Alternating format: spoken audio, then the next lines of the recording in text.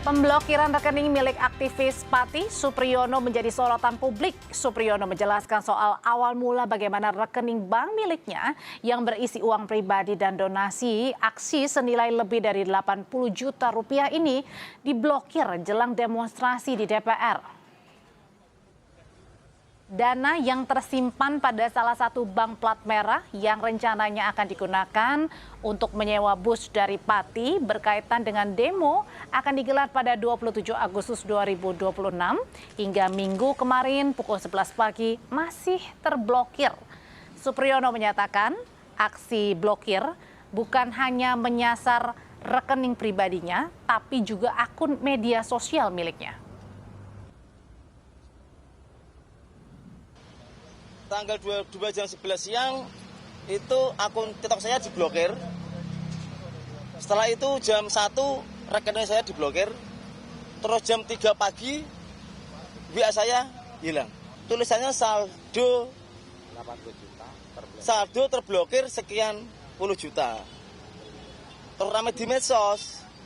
Itu saldo saya muncul tapi tidak bisa untuk transaksi. Ya masih diblokir. Rencana untuk bayar sewa bis. Informasi terakhir hari ini ternyata ya bis yang sudah di DP sama kami dibatalkan semua.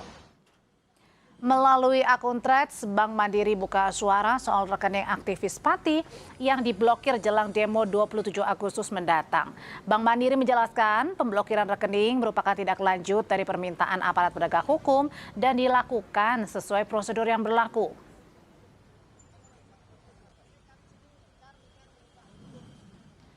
Dapat kami sampaikan, Bank Mandiri memohon maaf atas ketidaknyamanan yang ditimbulkan kepada nasabah terkait pemblokiran rekening.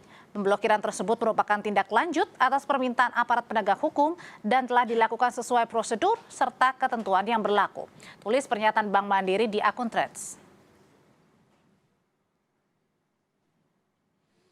Sementara Kepala PPATK Ivan Yustiavandana membantah melakukan penghentian rekening milik koordinator rekening Aliansi Masyarakat Patty Bersatu.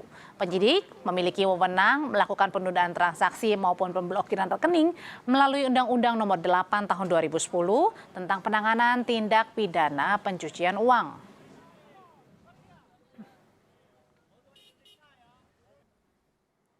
Kepada Kompas TV, Kepala PPATK Ivan Yustiavandana menyatakan PPATK tidak melakukan penghentian atas rekening AMPB. Penyidik memiliki kewenangan, penyidik bisa melakukan penundaan pakai Undang-Undang Nomor 8 Tahun 2010. Dengan Undang-Undang Tindak Pidana asalnya, masing-masing penyidik bisa melakukan pemblokiran. Dan Polda Metro Jaya menolak disebut sebagai pihak yang meminta pemblokiran rekening koordinator Aliansi Masyarakat Patty Bersatu Supriyono. Kabid Humas Polda Metro Jaya Kombes Budi Hermanto menjelaskan surat yang diajukan penyidik terkait dengan rekening koordinator Aliansi Masyarakat Patty Bersatu Supriyono bukan pemblokiran, melainkan penundaan transaksi. Penyelidikan ini berkaitan dengan dugaan penghimpunan atau penggalangan dana yang masih didalami tujuannya apa, peruntukannya juga apa. Penyidik juga melakukan koordinasi dengan Otoritas Jasa Keuangan OJK serta Kementerian Sosial mengklarifikasi kegiatan penggalangan dana.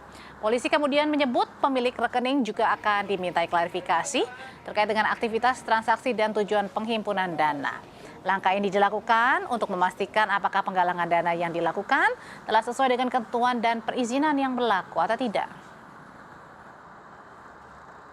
Jadi kita meluruskan surat yang dikirimkan oleh penyelidik adalah pemberitahuan tentang rujukan permohonan penundaan transaksi. Selama pelaksanaan penundaan transaksi, rekening yang berada di dalam tabungan tersebut itu tidak disita. Jadi rekening tersebut tetap berada di dalam rekening pemilik. Setelah 5 hari kerja dari proses penyelidikan, penundaan transaksi ini dikembalikan kepada si pemilik. Kita harus bisa pisahkan antara pemblokiran dengan penundaan transaksi. Saudara, rekening donasi warga Pati untuk aksi massa di Jakarta diblokir sejak kemarin setelah ditelusuri adanya pemblokiran karena permintaan dari aparat penegak hukum. Tapi kemudian polisi bilang pihaknya mengajukan penundaan transaksi yang memiliki dasar hukum, bukan pemblokiran. Pertanyaannya, sejauh mana kewenangan aparat untuk menunda transaksi rekening pribadi seseorang? Apakah cukup hanya dengan dugaan adanya pelanggaran dalam penghimpunan dana?